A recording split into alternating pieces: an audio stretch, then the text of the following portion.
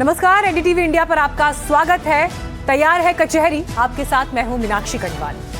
बिहार के बांकीपुर में आज जो हुआ वो पिछले 30 साल में नहीं हुआ था। बीजेपी अपने गढ़ में उपचुनाव हार गई, वो भी तब जबकि इस सीट से बीजेपी के राष्ट्रीय अध्यक्ष नितिन नबीन जीतते रहे हैं।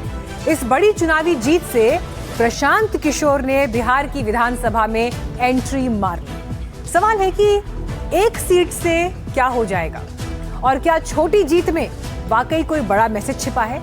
इसकी फाइल आज आपके लिए खोलेंगे। कंगना रनौत के बाद अब एक और बीजेपी नेता ने छात्र आंदोलन पर विवादित बयान दिया। बीजेपी के पूर्व सांसद रमेश बिधूड़ी ने जंतर मंतर के आंदोलन में शामिल लोगों को पंक्चर और ताला चाबी बनाने वालों की औलाद कह दिया है। और ये तब है जब खुद बीजेपी की टॉप लीडरशिप जेनजी तक पहुंचने की कोशिश कर रही है। कचहरी में जंतर मंतर की पंक्चर पॉलिटिक्स की फाइल भी आज खुलेगी। ग्लासगो में कॉमनवेल्थ गेम्स में भारतीय खिलाड़ियों ने शानदार प्रदर्शन किया।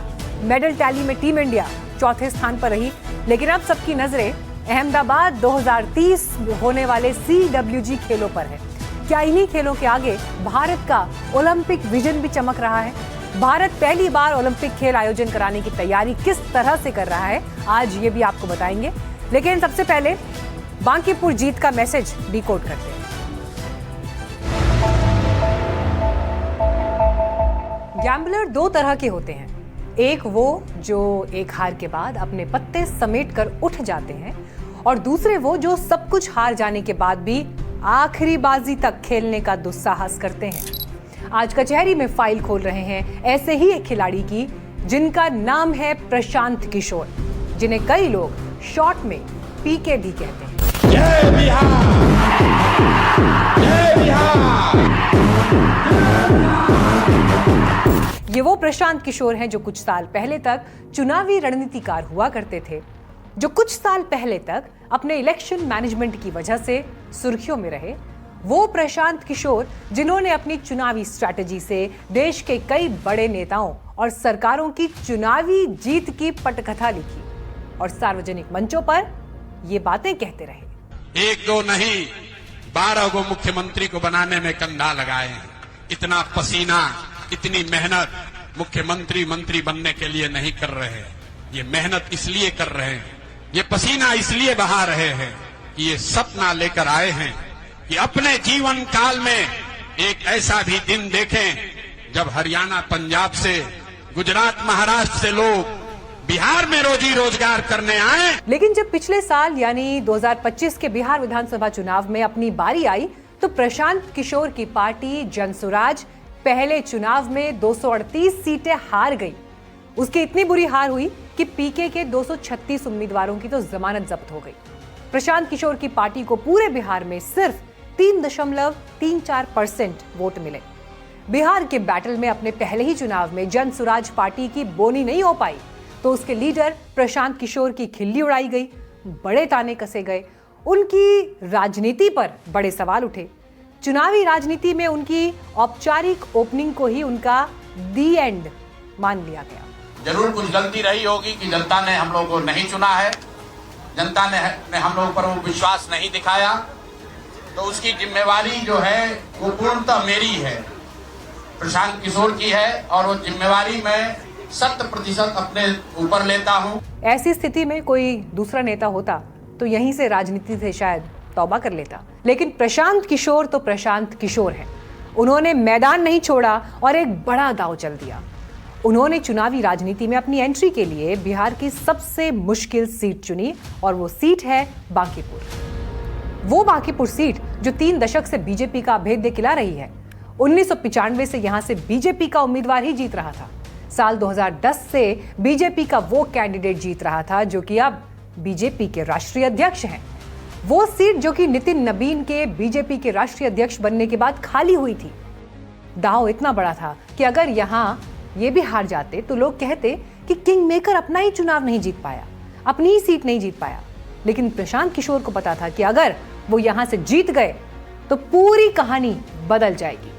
उन्होंने बांकीपुर के उपचुनाव को एनडीए सरकार के मुख्यमंत्री सम्राट चौधरी पर रेफरेंडम बताकर चुनाव लड़ा। सम्राट जी को डरने की जरूरत कल परिणाम आने के बाद है, क्योंकि हम लोगों ने कहा है कि कल का जो चुनाव है वो सम्राट सरकार पर रेफरेंडम है। उन्होंने बीजेपी के नेताओं के कथित बयानों को चुनावी हथियार बनाया और कहा कि बीजेपी ने बांकीपुर को टेकन फॉर ग्रांटेड लिया। वो नतीजे आने से पहले ही बांकीपुर में बीजेपी की हार की भविष्यवाणी करने लगे। इतने वोट से भाजपा हारेगी कि जीवन में कभी ये कहने का दुस्साहस नहीं कर पाएंगे कि हम लोग कुत्ता बिल्ली को भी खड़ा करेंगे तो चुनाव जीत जाएगा। इतने वोट से हारेंगे। अब बांकीपुर के बैटल का नतीजा सामने है। उपचुनाव के रिजल्ट आमतौर पर सत्तारूढ़ दल के पक्ष में जाते रहे हैं, लेकिन प्रशांत किशोर ने बाजी पलट दी। बीजेपी के राष्ट्रीय अध्यक्ष नितिन नबीन की पारंपरिक सीट उन्होंने बीजेपी से छीन ली।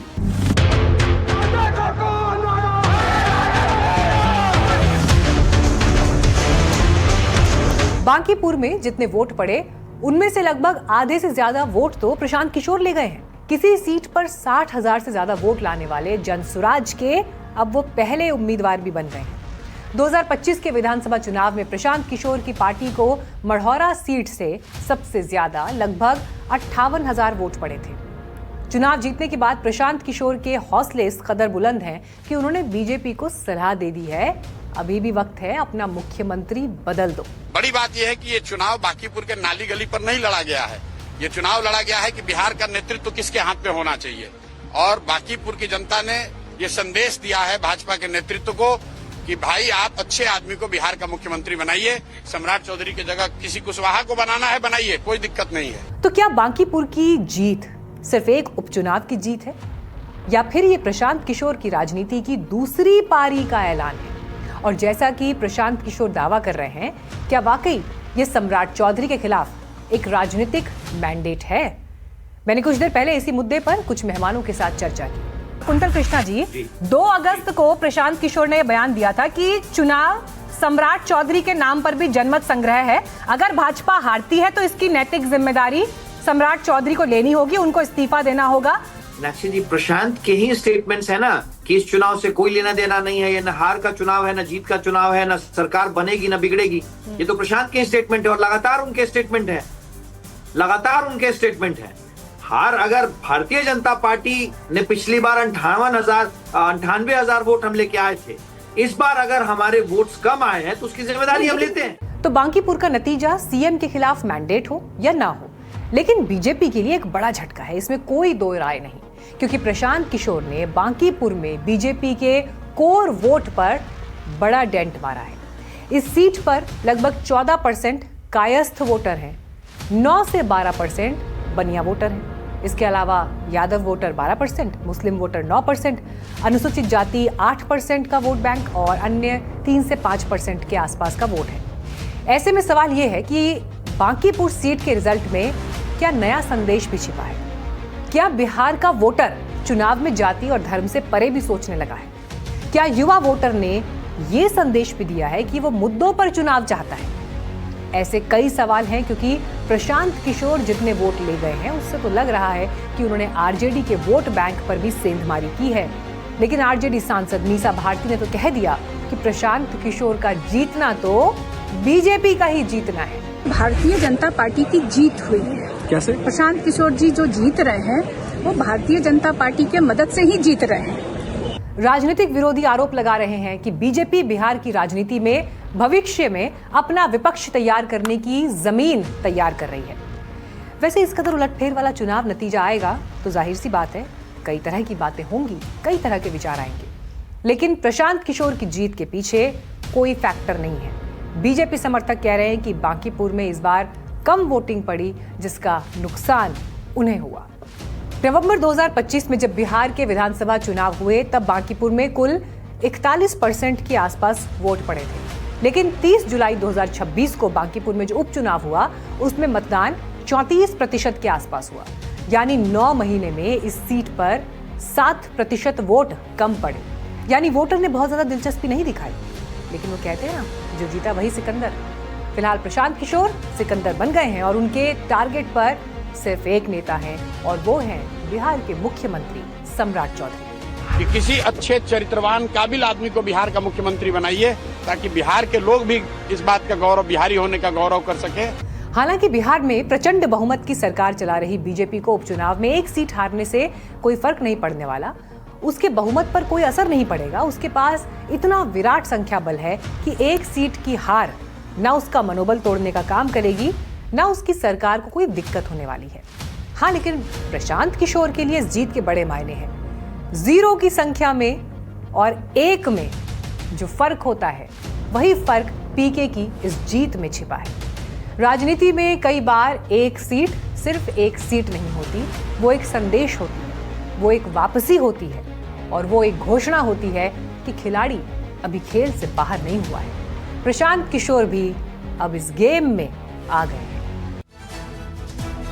तो प्रशांत किशोर अब इस खेल में सीरियस प्लेयर के रूप में देखे जाने शुरू हो गए हैं, क्योंकि ये जीत उनके लिए बड़ी जीत है। लेकिन आंकड़ों से भी आपको समझाते हैं कि ये जीत कितनी बड़ी है, क्योंकि चौंकाने वाला है डेटा। बांकीपुर बीजेपी का कितना मजबूत किला था, इसे समझने के लिए आप कुछ नंबर्स देखिए, क्योंकि पिछले 30 साल में हुए चुनावों में बांकीपुर के वोटर्स ने बीजेपी को ज्यादातर बार 50% से ज्यादा वोट दिए हैं। 2026 का उपचुनाव जिसकी हम आज बात कर रहे हैं, उसमें प्रशांत किशोर की पार्टी को 49% वोट शेयर मिला, जबकि बीजेपी को 34%। लेकिन इससे पिछला चुनाव जब हुआ था 2025 का चुनाव, तो आप इस बार के 34% से तुलना कीजिए, बीजेपी को 62% वोट मिला था। 2020 के चुनाव में 59%, 2015 में 60%, 2010 में 72% और 2006 के उपचुनाव में बीजेपी को 82% के आसपास वोट शेयर मिला।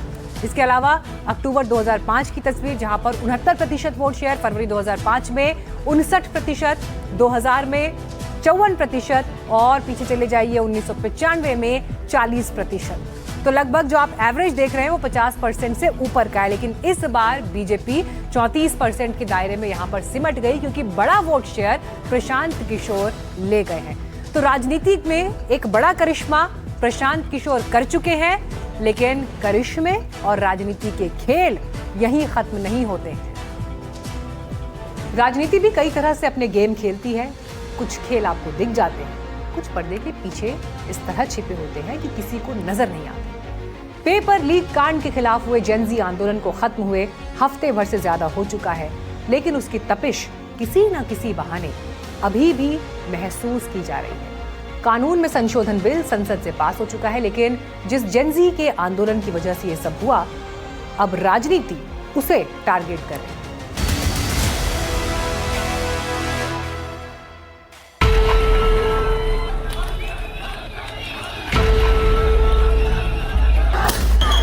पंचर लगाने वाले वहां पर ज्यादा थे, ताला बनाने वाले वहां पर ज्यादा थे और छात्र लोग वहां पर कम थे।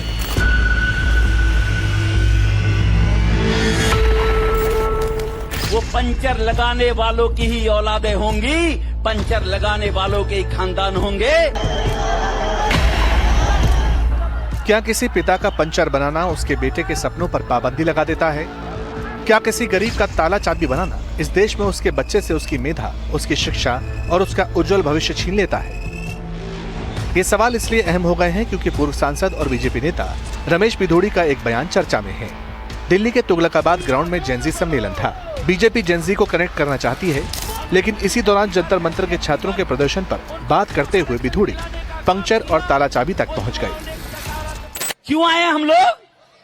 ये मोदी जी के लिए आए हैं।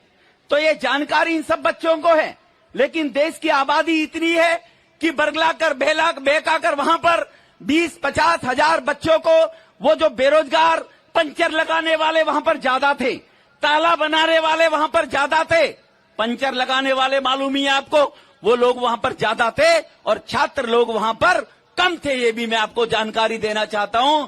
और क्या भारत की बेटी या भारत का बेटा मोदी जी के बारे में, उनके परिवार के बारे में इस प्रकार की बातें कर सकते हैं क्या? वो पंचर लगाने वालों की ही औलादें होंगी, पंचर लगाने वालों के ही खानदान होंगे।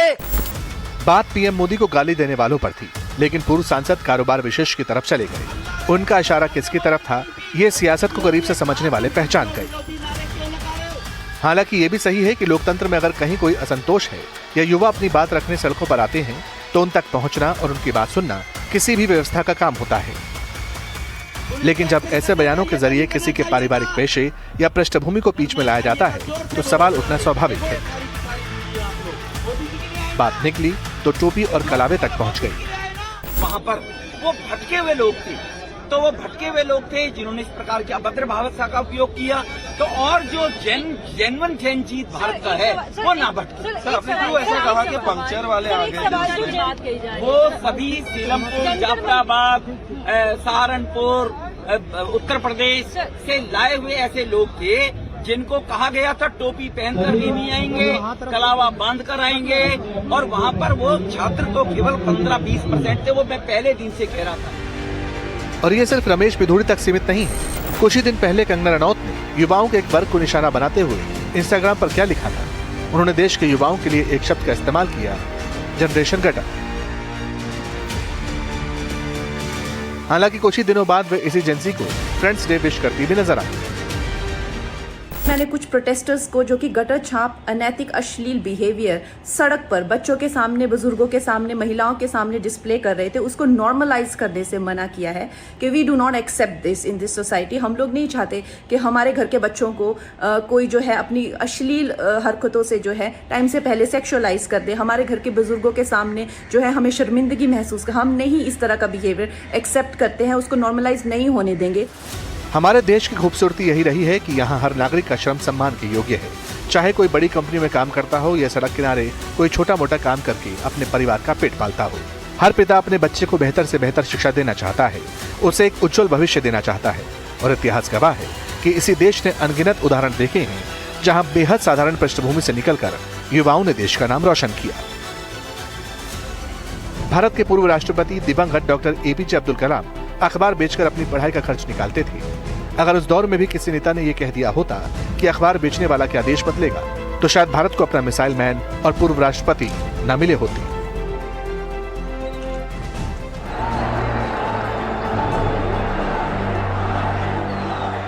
ये वही देश है, वही राष्ट्र है जहां एक चाय बेचने वाले के बेटे देश के प्रधानमंत्री बन सकते हैं।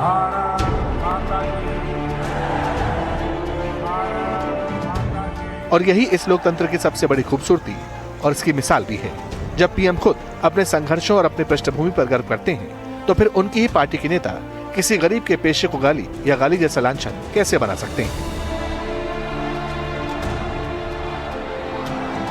जो वहाँ जंतर मंतर पर था वो भटका हुआ जैन जी था, वो मिसगाइडेड जैन जी था, उसको तथ्यों से अवगत नहीं कराया गया था। और उन बच्चों को 15 साल 16 साल के बच्चों को मिसगाइड करके वहाँ पर लाया गया था। जो नीट के नाम से अगर वो वहाँ पर धरना रखने की कोशिश की गई थी, तो जो बच्चों की अगर वहाँ पर जो मृत बच्चों की फोटो लगाई गई थी, वो इमोशनली पेरेंट्स को और सबको ब्लैकमेल करके वहाँ पर बुलाया गया था। लेकिन जब उनकी जो मांगे थी, वो मांगे क्या थी? धर्मेंद्र प्रधान का इस्तीफा हो, नीट के बारे में क्या किया जाए, वो उनकी कोई मांग नहीं थी किसी प्रकार की। लेकिन देश के प्रधानमंत्री ने उनकी मांगों को स्वीकार किया कि देश भटकाव की तरफ न चला जाए, आंदोलन गलत लोगों के हाथों में न चला जाए। जिस नियत मानसिकता से आंदोलन रखने की उन्होंने कहा था, उस नियत से आंदोलन नहीं रखा गया था। वो विपक्ष का सहयोग लेकर भारत में अव्यवस्था फैलाने के लिए आंदोलन था। जो जेनजी को पेशे के हिसाब से बांटते हैं, उन्हें यह भी देखना होगा कि आज देश की 65% आबादी 35 साल से कम उम्र की है। यूएन के आंकड़ों के मुताबिक करीब 40.7 करोड़ जेनजी नागरिक भारत में हैं। यानी एक ऐसी ताकत है जो आने वाले समय में देश की दिशा तय करेगी। शायद इसीलिए सरकार और बीजेपी का जोर लगातार युवाओं तक सीधे पहुंचने पर रहा है। चाहे वो इंस्टा रील्स और शॉर्ट फॉर्म कंटेंट के जरिए दो तरफा संवाद की बात हो, जिला स्तर पर युवा संवाद जैसे कार्यक्रम हो, या फिर डिजिटल प्लेटफॉर्म्स पर युवाओं की भाषा में उनसे जुड़ना हो। पीएम मोदी खुद कई मौकों पर युवाओं को फ्रेंड्स कहकर संबोधित करते हैं और उन्हें देश का भविष्य बताते हैं। जंतर मंतर पर जो कुछ भी हुआ, देश और दुनिया ने देखा है। कुछ शरारती बच्चों ने भद्दी भद्दी गालियां बोली, लेकिन मैं आज बात करना चाहता हूं कि बचपन में गलतियां होती हैं। एक कल्चरल शॉक है कि हमारी बेटियां इस प्रकार की भाषा कैसे बोल सकती है। लेकिन समय है इन बच्चों को गले लगा करके राह दिखाने का। एक गुमराह बच्चे हैं, उनको राह दिखाना हमारा काम है। उनको सजा देना, अदालतों के चक्कर कटवाना, समाज में उनको प्रताड़ित करना, इससे हम परिस्थितियां नहीं बदल पाएंगे। मैं उन्हें माफ करना चाहता हूं। देश की सियासत जान चुकी है कि आने वाले समय में चाहे राज्यों के चुनाव हो या देश की नीतियां, इस युवा आबादी की भूमिका बहुत निर्णायक रहने वाली है। यही वजह है कि जब पंक्चर, तालाचाबी से लेकर छात्रों के भेष में भेड़िए और गटर जनरेशन जैसी टिप्पणियां सामने आती हैं, तो वो एक बड़े नीतिगत प्रयास के बीच विरोधाभास खड़ा करती हैं। ऐसे में जरूरत इस बात की है कि संवाद का स्तर गरिमापूर्ण रहे। एक तरफ जहां सरकार की नीतियां और आउटरीच युवाओं को राष्ट्र निर्माण में भागीदार बनाने की दिशा में, वहीं दूसरी ओर नेताओं को भी बोलते समय इस बात का ध्यान रखना होगा कि उनके शब्दों में किसी वर्ग या किसी युवा के आत्मसम्मान को ठेस न पहुंचे। आइए कचहरी में आगे बढ़ते हैं। राजनीति अलग तरह से खेलती है, लेकिन कूटनीति के तौर तरीके अलग होते हैं। वहां इसका ख्याल रखा जाता है कि किसी दौरे की कड़वाहटें रिश्तों को नए सिरे से आकार देने में आड़े ना आए। भारत और चीन इन दिनों ऐसा ही कर रहे हैं और इसमें पुल बना है ट्रेड यानी व्यापार। तो क्या चीन से डील भारत की एक नई डिप्लोमेसी है?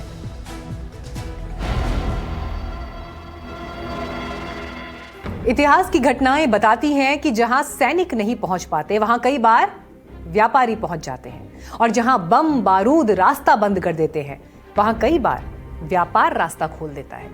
सवाल यह है कि क्या भारत और चीन के बीच कुछ ऐसा ही हो रहा है? करीब 6 साल बाद सिक्किम के नाथुला दर्रे से भारत चीन सीमा व्यापार फिर शुरू हो गया है। पहली नजर में ये एक बिजनेस की खबर लग सकती है, लेकिन कचहरी में हम सिर्फ खबर नहीं दिखाते, हम खबर के मायने भी समझाते हैं। वैसे भी नाथुला सिर्फ एक दर्रा नहीं, ये इतिहास का हिस्सा है। ये वही रास्ता है जो कभी पुराने सिल्क रूट का हिस्सा हुआ करता था। जो हमारे नियमित दर्शक हैं उन्हें याद होगा कि पिछले महीने 14 जुलाई को कचहरी में हमने आपको रिपोर्ट दिखाई थी और एक सवाल उठाया था। सवाल था कि क्या नास्तिक देश चीन का कैलाश मानसरोवर यात्रा को लेकर अचानक दिखाया गया उत्साह भारत चीन रिश्तों में जमी बर्फ के पिघलने का संकेत है। उस वक्त हमने कहा था कि कई बार कूटनीति बड़े समझौतों से नहीं, छोटे छोटे संकेतों से आगे बढ़ती है। अब देखिए, पहले कैलाश मानसरोवर यात्रा बहाल हुई और अब नाथुला दर्रे से कारोबार शुरू हो गया है। ये जो रास्ता है पूरा ऑल वेदर रोड है नाथुला बॉर्डर तक। किस तरह से केंद्र सरकार ने अब कोशिश की है कि अच्छे रास्ते बने, बॉर्डर ट्रेड अच्छा हो और इस तरह से बायलैटरल रिलेशनशिप बनी रहे। इसमें यही रास्ता स्ट्रैटेजिक रास्ता भी है हमारे आर्म फोर्सेस के लिए, जो चाइना के बॉर्डर में खड़े हैं, तिब्बत के बॉर्डर में खड़े हैं, क्योंकि सिक्किम के साथ ही सटा हुआ है चाइना का तिब्बत ऑटोनोमस रीजन। और इस बार इस रास्ते से ही जो ओल्ड सिल्क रूट है उसको फिर से रिवाइव किया जाएगा। हालांकि ये दो अलग अलग घटनाएं हैं या फिर एक ही कहानी के 2 चैप्टर हैं, ये कहा नहीं जा सकता, क्योंकि साल 2020 का गलवान संघर्ष अभी भी दोनों देशों की स्मृतियों में ताजा है। LAC पर तनाव पूरी तरह खत्म नहीं हुआ है, हजारों सैनिक अब भी तैनात हैं, अविश्वास अभी भी मौजूद है, यानी सीमा पर जमी बर्फ पूरी तरह नहीं पिघली है। फिर सवाल उठता है कि अगर तनाव बना हुआ है तो कारोबार के रास्ते क्यों खोले जा रहे हैं? अगर अविश्वास है तो फिर बातचीत क्यों हो रही है? अगर सीमा विवाद है तो फिर रिश्तों में नरमी के इन संकेतों को क्या समझा जाए? अंतर्राष्ट्रीय कूटनीति के जानकारों से हमने यही समझने की कोशिश की। सुनते हैं उनका क्या कहना है। पहले जो है एक आध्यात्मिक यात्रा और कह सकते हैं कि जो स्पिरिचुअल जर्नी थी मानसरोवर को लेकर के, जो हिंदूज, बुद्धिस्ट और जैनिज्म में है उनकी मान्यता है, उनको लेकर के जो है ये यात्रा पहले ही खुल चुकी है। भारत और चीन जो है अपने रिश्तों में आई खटास को कम करने के लिए जो है एक ट्रस्ट बिल्डिंग मेजर है, कॉन्फिडेंस बिल्डिंग मेजर्स हैं, उसके तहत जो है ये जिसको कहते हैं कि जो लो पॉलिटिक्स यानी पीपल्स टू पीपल कॉन्टैक्ट जो है आप कह सकते हैं, जो इकोनॉमिक रिलेशनशिप है उसको फिर से बहाल किया जा रहा है। यही इस पूरी कहानी का सबसे दिलचस्प पहलू है। दुनिया की कूटनीति हमें बताती है कि कई बार व्यापार राजनीति से पहले रिश्तों का रास्ता बनाता है। अमेरिकी राष्ट्रपति डोनाल्ड ट्रंप डील और टैरिफ की बातें यूं ही नहीं कर रहे हैं। सबको पता है कि अमेरिका और चीन के बीच तगड़ी ट्रेड वॉर चल रही है, लेकिन कारोबार कभी पूरी तरह बंद नहीं हुआ। भारत और चीन के बीच भी बरसों तक सीमा विवाद चलता रहा, लेकिन दोनों देशों के बीच ट्रेड लगातार बढ़ता रहा। साल 2021-22 में यह कारोबार $1,15,830 मिलियन था, जो 2025-26 में $1,51,104 मिलियन से ज्यादा हो गया। यानी भारत और चीन के कारोबार में 18% की बढ़ोतरी हुई। भारत के ग्लोबल ट्रेड में चीन की हिस्सेदारी लगभग 11% से 12% है। यानी ट्रेड हमेशा दोस्ती का प्रमाण नहीं होता, लेकिन बातचीत का पुल जरूर होता है, और शायद भारत और चीन भी इस समय यही कर रहे हैं। वैसे भारत चीन के बीच हालिया बातचीत में साल 2024 के बाद तेजी आई है। अक्टूबर 2024 में डिप्सांग और डेमचोक से सैनिकों की वापसी पूरी हुई और पारंपरिक गश्त फिर से शुरू करने का रास्ता साफ हुआ। अक्टूबर 2024 में रूस के कजान में पीएम मोदी और चीनी राष्ट्रपति शी जिनपिंग के बीच औपचारिक द्विपक्षीय बैठक हुई। 2025 में तियानजिन एससीओ बैठक के दौरान पीएम मोदी और शी जिनपिंग के बीच बातचीत जारी रही। जून 2026 में एनएसए अजीत डोवाल और चीन के विदेश मंत्री वांग यी के बीच दिल्ली में मुलाकात हुई। 21 जुलाई 2026 को मनीला में विदेश मंत्री एस जयशंकर ने चीनी विदेश मंत्री वांग यी से भी मुलाकात की थी, और जुलाई 2026 में ही विदेश सचिव विक्रम मिस्री ने बीजिंग का दौरा किया। यानी एलएसए पर अलर्ट भी है और दोनों देशों के बीच संवाद भी है, कंपटीशन भी है और कोऑपरेशन भी है। दोनों देश अपने हितों की रक्षा भी कर रहे हैं, संवाद के दरवाजे भी खुले रखे हैं। लेकिन एक सवाल और है, क्या चीन सचमुच अपना रवैया बदल रहा है या ये सिर्फ उसकी रणनीति है? क्या भारत अपनी नीति बदल रहा है या सिर्फ अपने हितों के हिसाब से रिश्तों को नए सिरे से व्यवस्थित कर रहा है? एक्सपर्ट से हमने ये समझने की भी कोशिश की।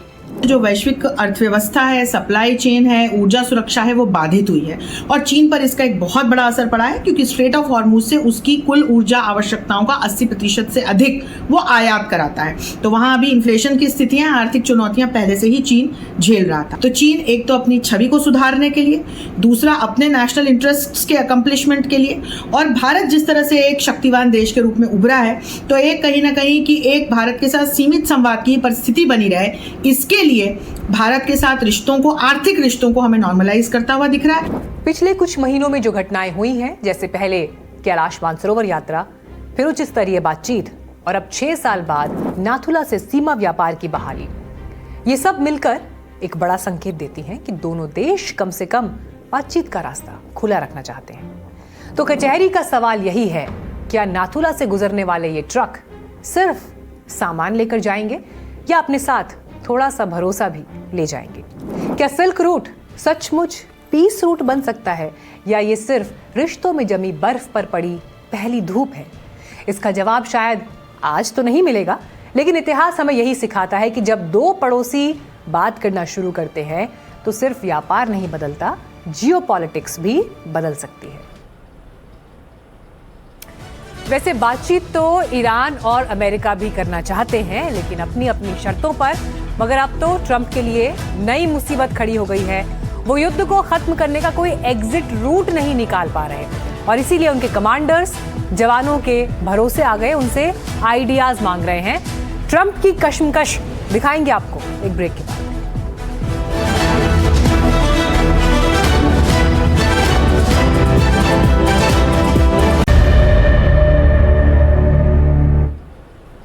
जंग के माहौल के बीच भारत खेल की दुनिया में धाक जमाने की तैयारी भी कर रहा है। ये खबर आपको आगे दिखाएंगे, लेकिन कैसे खाड़ी में फंस गए हैं ट्रंप, देखिए रिपोर्ट।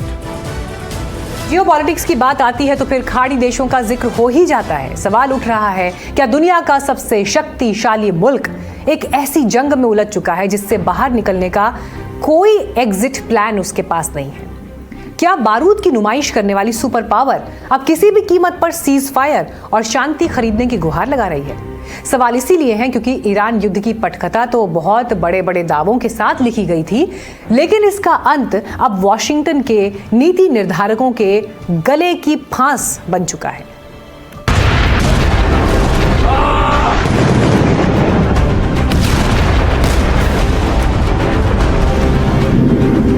अमेरिकी राष्ट्रपति ट्रंप ने ऐलान किया है कि ईरान पर प्रस्तावित हमलों को फिलहाल टाल दिया गया है। वजह बताई जा रही है कि ईरान और मध्य पूर्व के देशों की तरफ से समझौते के प्रस्ताव आ रहे हैं और अमेरिका लोगों को मारना नहीं चाहता। I was asked to by Saudi Arabia, by UAE, by Qatar, and by Iran. we were all set to go, just about at this time right now, and it would have been a massive attack. We were all set to go, but when the Allies asked to call it off, you got to sort of say, well, let's see. And the reason they asked is I think there's a deal. There's a deal on Hormuz, and then there will be a deal on the nuclear, or you might call it the denuclearization of Iran. I call it the denuclearization of Iran. So we're holding it. We'll just say we can do it anytime we want. लेकिन सिक्के का दूसरा पहलू ये है कि Tehran ने इस दावे को सिरे से खारिज कर दिया है। ईरान का साफ कहना है, ना तो हमारी अमेरिका से कोई सीधी बात हुई, ना ही हमारा कोई डेलीगेशन वॉशिंगटन गया। हम अभी अमेरिका के साथ बातचीत नहीं कर रहे हैं। हमारी बातचीत ओमान के साथ हो रही है और इसका मकसद एक ऐसे रास्ते पर सहमति बनाना है जिससे जहाज स्ट्रेट ऑफ हॉर्मुज से सुरक्षित गुजर सके। हमारा लक्ष्य ओमान के साथ मिलकर और सहयोग से जल्द एक ऐसा रास्ता तय करना है जो अस्थायी हो और जिससे हम स्ट्रेट ऑफ हॉर्मुज में जहाजों की सुरक्षा पक्की कर सकें। जब तक अमेरिका की मौजूदा बुरी हरकतें जारी रहेंगी, तब तक जाहिर है कि स्ट्रेट ऑफ हॉर्मुज के हालात में कोई खास प्रगति या बड़ा बदलाव नहीं होगा। अब सवाल ये उठता है कि क्या वाकई सुपर पावर अमेरिका के पास इस युद्ध को खत्म करने की कोई ठोस रणनीति और आइडिया नहीं बचे हैं? सवाल इसलिए है क्योंकि CNN ने इसी को लेकर एक चौंकाने वाली रिपोर्ट रिलीज की है। रिपोर्ट कहती है यूएस सेंट्रल कमांड के खुफिया विभाग के एक सीनियर अधिकारी ने बीते हफ्ते जवानों और एनालिस्ट को बाकायदा ईमेल भेजा। इस ईमेल में पूछा गया कि ईरान पर दबाव बनाने और उसे सजा देने के लिए नए रचनात्मक और अपरंपरागत आइडिया यानी अनकन्वेंशनल आइडियाज चाहिए। तो क्या अमेरिका के पास युद्ध खत्म करने का कोई आइडिया नहीं बचा? वैसे इससे पहले NBC न्यूज ने भी खुलासा किया था कि ट्रंप को यह अंदाजा ही नहीं था कि अगर ये सैन्य अभियान हफ्ते भर से ज्यादा खिंच गया तो इसका एग्जिट रूट क्या होगा। युद्ध के सीन को लेकर ट्रंप हताश हैं, उनकी टीम बटी हुई है। ये रिपोर्ट भी सुर्खियां बनी थी। It was going to be a massive attack. It was going to be an attack that would have been by far the biggest attack since World War II. But they've asked us not to do it. They said, please don't do it. And their neighbors said that too. And so we're just going to see whether or not we can make a deal toward the denuclearization. हालात तो ये हैं कि अमेरिकी joint chief of staff के अध्यक्ष general Dan Caine ने खुद अमेरिकी संसद में स्वीकार किया था कि केवल हवाई बमबारी से अमेरिकी सैन्य मकसदों को हासिल नहीं किया जा सकता। एयर पावर की अपनी सीमाएं होती हैं। अब जमीनी सच्चाई क्या है? एक्सपर्ट्स मानते हैं अमेरिका के लिए ईरान के परमाणु ठिकानों जैसे पिकैक्स माउंटेन को तबाह करने के लिए सिर्फ मिसाइलें काफी नहीं है, क्योंकि वो जमीन के काफी नीचे गहराई में है। वहां तबाही मचाने के लिए अमेरिका को जमीनी सैनिकों को उतारना पड़ेगा, जिसका जोखिम ट्रंप उठाने की हालत में नहीं है, क्योंकि अभी तक 18 अमेरिकी सैनिक इस संघर्ष में अपनी जान गंवा चुके हैं। दूसरी तरफ वॉशिंगटन वाला थिंक टैंक CSIS यानी centre for strategic and international studies की हालिया रिपोर्ट चेतावनी देती है कि लगातार हमलों और रक्षात्मक अभियानों के चलते अमेरिका का मिसाइल डिफेंस स्टॉक, विशेष तौर से पैट्रियट और थर्ड इंटरसेप्टर मिसाइलों का भंडार खतरनाक लेवल तक कम हो चुका है। यही वजह है कि अमेरिका अब कतर, सऊदी अरब, UAE और पाकिस्तान के जरिए बिचौलियों का सहारा लेकर पश्चिम एशिया में शांति खरीदने के रास्ते तलाश रहा है। लेकिन इस पूरे घटनाक्रम ने इजराइल को सबसे ज्यादा असहज और ठगा महसूस करा दिया, जो ईरान के खिलाफ एक निर्णायक सैन्य कार्रवाई की उम्मीद लगाए बैठा था। उधर अमेरिकी विदेश मंत्री मार्को रूबियो अब दुनिया को सलाह दे रहे हैं कि तेल गैस की सप्लाई के लिए स्ट्रेट ऑफ हॉर्मुज का विकल्प खोजा जाए, लेकिन एक्सपर्ट्स मानते हैं कि रातों रात दुनिया के 20% कच्चे तेल के जलमार्ग का विकल्प खोजना नामुमकिन के बराबर है। हमने अपने ओमान के दोस्तों से कहा कि 60 साल पुराना ये रास्ता अब ईरान को मंजूर नहीं है, क्योंकि आने और जाने दोनों ही रास्ते ओमान की समुद्री सीमा के अंदर आते हैं। हमारा प्रस्ताव है कि एक रास्ता पूरी तरह से ईरान की समुद्री सीमा के अंदर हो और दूसरे रास्ते का कुछ हिस्सा भी ईरान की समुद्री सीमा से होकर गुजरे, ताकि ईरान आने जाने वाले ट्रैफिक पर ठीक से नजर रखी जा सके। सवाल ये है कि ईरान के खिलाफ आगे क्या संभावनाएं बनती हैं? तो इसे लेकर एक्सपर्ट्स कहते हैं कि मुख्य रूप से 3 ही विकल्प बचते हैं। पहला, ट्रंप ईरान के कुछ ठिकानों पर सीमित हमले करके जीत का झूठा दावा करे और अपनी जनता के सामने चेहरे को बचाते हुए बाहर निकल जाए। दूसरा, अमेरिका ईरान पर से नेवल ब्लॉकेड और आर्थिक पाबंदियां हटाकर तेहरान की पुरानी शर्तों पर ही वार्ता की मेज पर लौटे। या फिर अमेरिका ऐसी गतिरोध और अनिश्चितता को स्वीकार कर ले और दुनिया एक और लंबे युद्ध में पिसती रहे। वैसे ट्रंप का फेवरेट कोट है पीस थ्रू स्ट्रेंथ, लेकिन जिस शांति को ताकत के दम पर डराकर हासिल करने की कोशिश की गई थी, आज उसी शांति के लिए अमेरिका मध्यस्थों के दरवाजे खटखटा रहा है। सवाल यही है, क्या ईरान बिना अपनी शर्तें मनवाए अमेरिका को आसान एग्जिट रूट देगा, या फिर दुनिया अभी जंग के बादलों से ही घिरी रहेगी?